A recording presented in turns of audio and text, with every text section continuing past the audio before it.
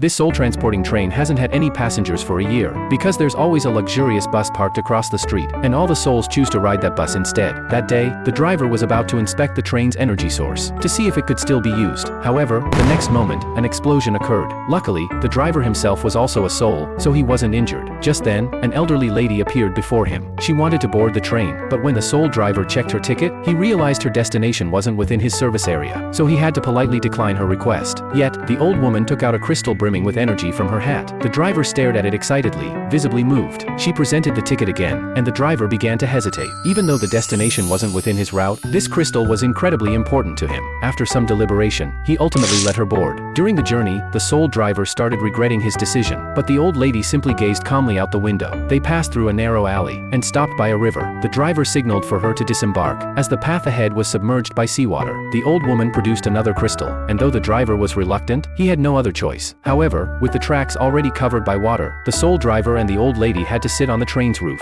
Suddenly, the driver's hat was blown away by the wind. Just as he was feeling deeply upset, he saw the old lady jump into the water to retrieve it for him. At that moment, he noticed a photo of the old lady in her youth. It turned out she just wanted to see her hometown one last time. The driver returned the fallen photo to her, and decided to take her all the way to her destination. They passed through several small towns. Before arriving at an abandoned cave, the train could go no further, but the old lady still chose to step out alone, leaving the crystal behind for the driver. Then, he spotted a minecart outside, and decided to continue escorting her. Finally, they reached a towering tree. The old lady reminisced about playing there as a child. The soul driver took out a camera, and together, they captured the beauty of that moment.